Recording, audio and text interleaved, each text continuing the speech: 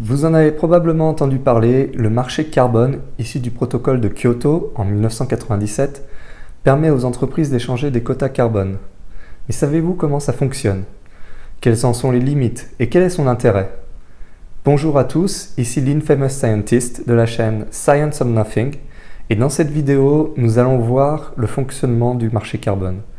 Nous allons aborder ici plutôt la thématique de la finance et du monde de l'entreprise, plutôt que celui des sciences. C'est cependant la partie la plus oubliée parmi les trois sujets clés du changement climatique qui sont les sciences, le numérique et la finance. Apprendre juste un des domaines sera souvent biaisé car les impacts provenant des deux autres catégories pourront venir amplifier ou réduire considérablement celui-ci.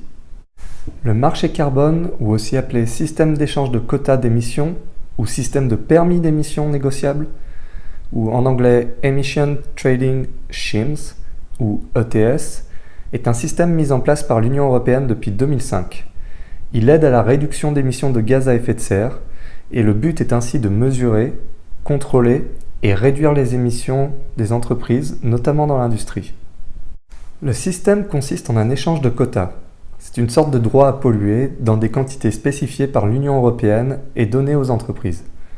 La quantité de ces quotas a été déterminée au départ par les autorités publiques et ont été distribués ensuite aux entreprises concernées, de façon gratuite ou aux enchères.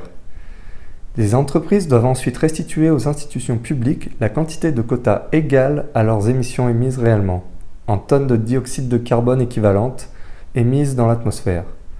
Si jamais les compagnies ont plus pollué que prévu, elles devront acheter d'autres quotas, selon le principe pollueur-payeur. Dans le cas où ce serait le contraire, donc qu'elles auraient moins pollué que prévu, elles peuvent revendre leur excès de quotas aux autres acteurs du marché. Cette stratégie est par exemple mise en place par l'entreprise Tesla qui profitait de ses quotas sur le marché américain, fonctionnant selon un principe similaire, afin d'avoir un complément de revenus car l'entreprise émettait peu de CO2. Les échanges de ces quotas peuvent se faire de différentes manières.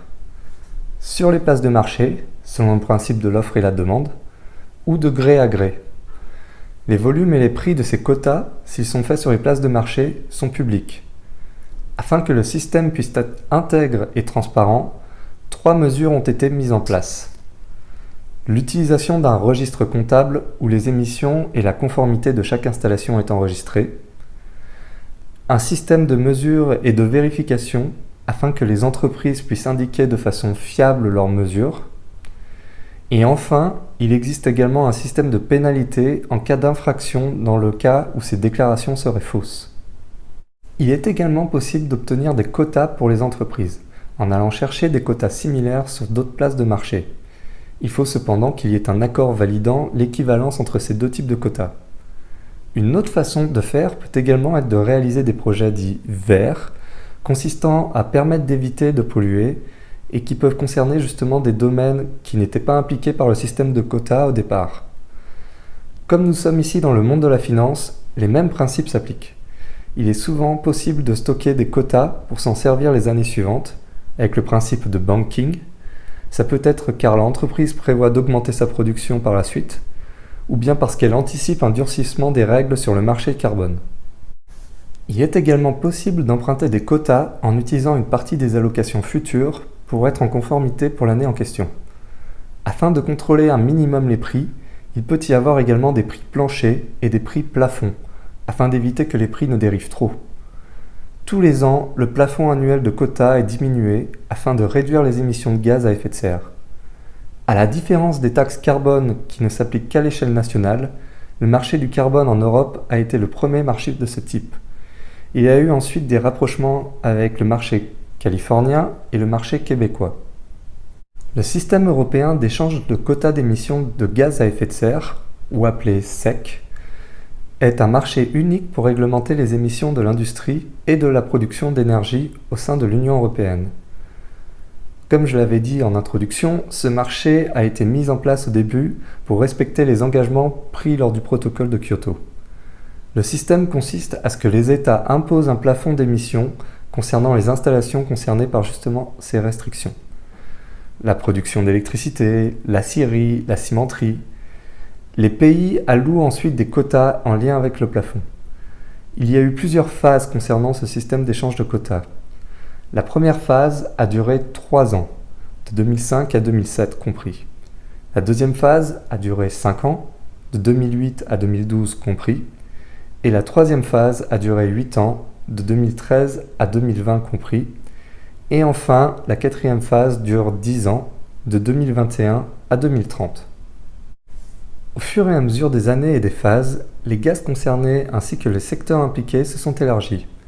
On a ajouté quelques domaines comme par exemple la métallurgie, le raffinage et l'industrie chimique, et quelques pays de l'Union européenne ont également été ajoutés avec le temps.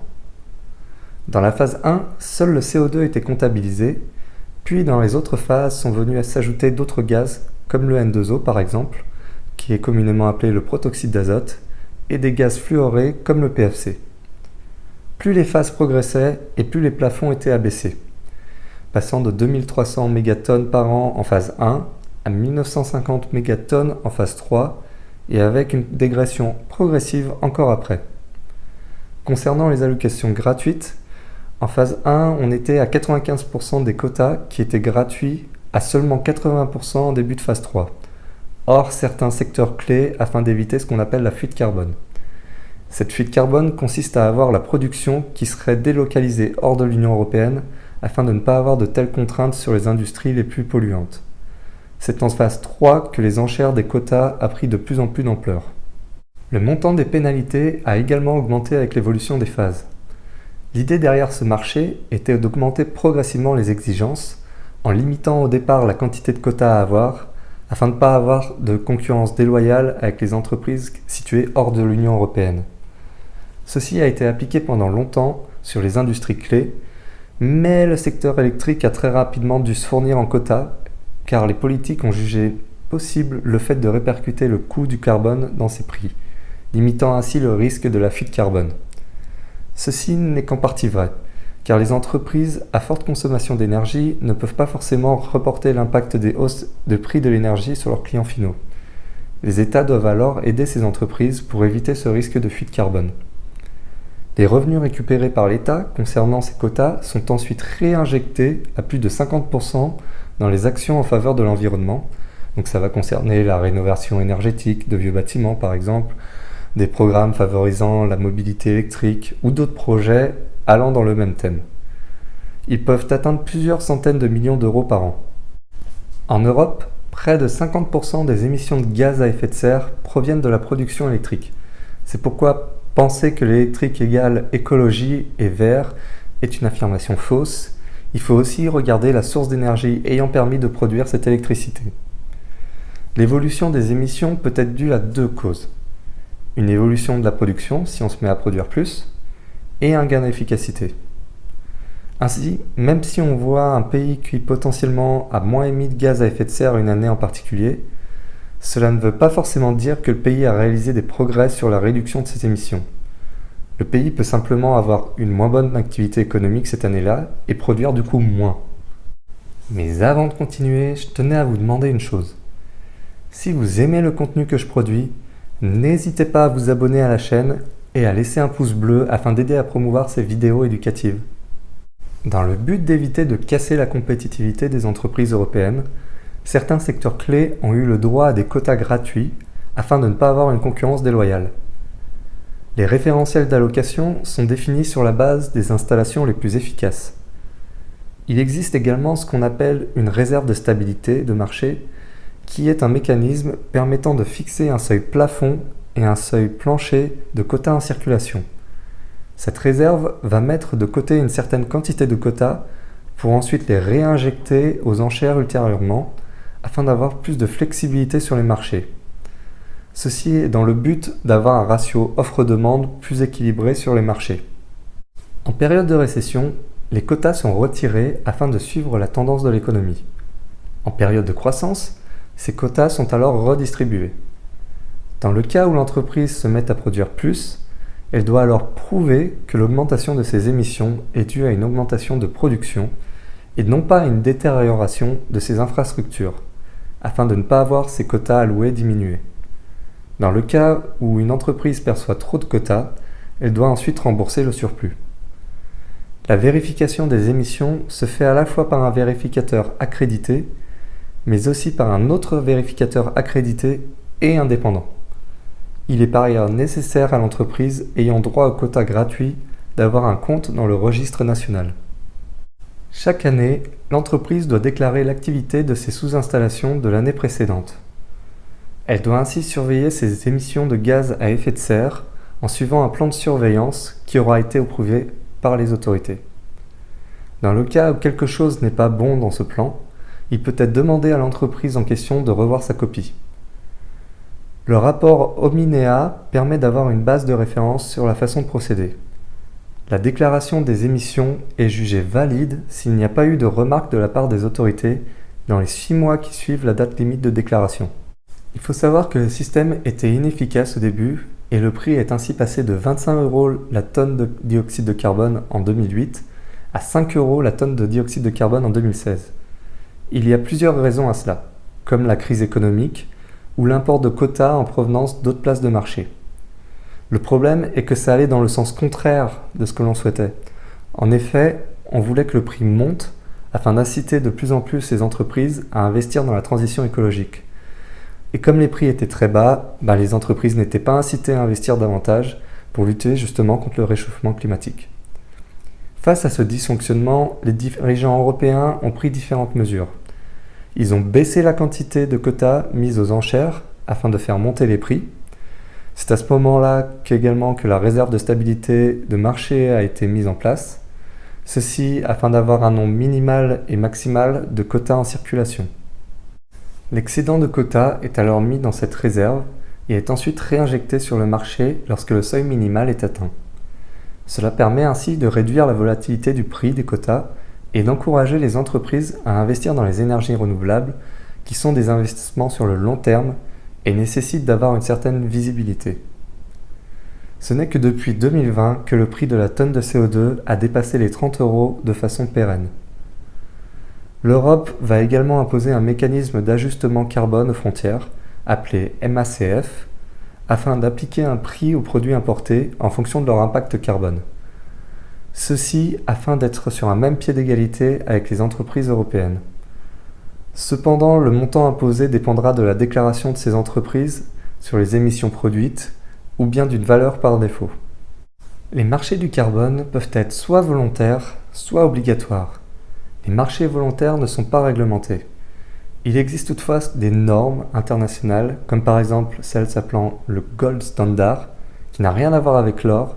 C'est un label de compensation carbone qui a été encouragé par le WWF et Fairtrade notamment, et qui existe et qui permettent de contrôler la qualité et de vérifier la validité des crédits carbone.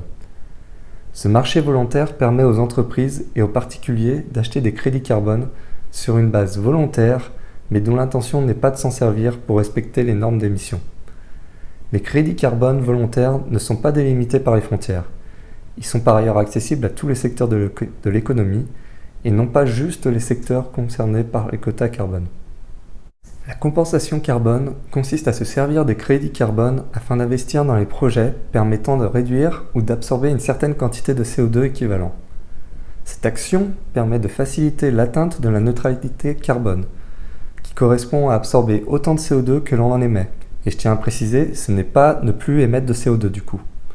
Certains vont investir alors dans des projets forestiers, quand d'autres investiront dans des projets d'énergie renouvelable, comme par exemple la construction d'un parc de panneaux solaires ou d'éoliennes, ou d'optimisation de la consommation d'énergie, comme par exemple utiliser des isolants pour les bâtiments. Il faut cependant faire attention, car si cette compensation s'inscrit dans le plan de réduction des émissions de CO2 national, il ne peut être considéré valide pour compenser les émissions de l'entreprise en question.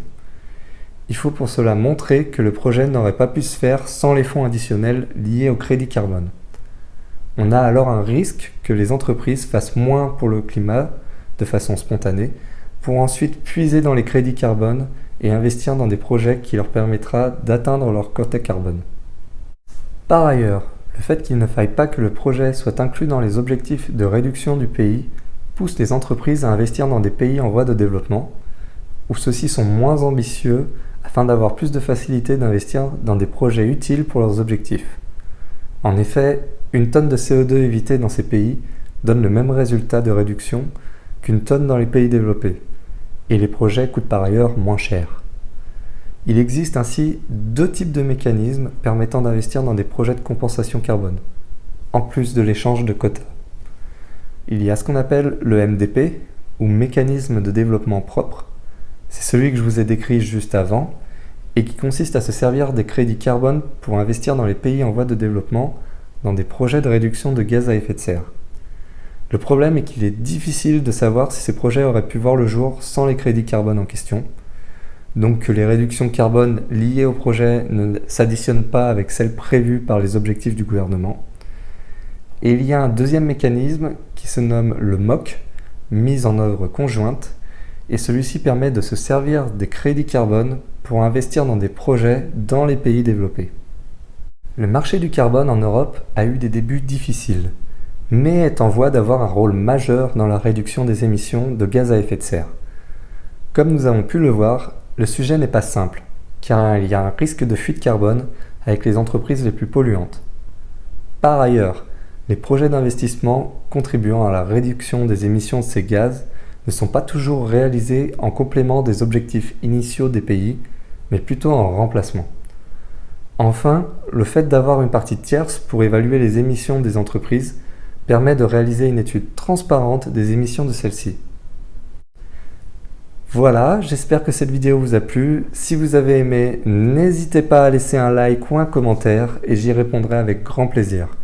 Je vous dis à une prochaine pour une autre vidéo. Ciao!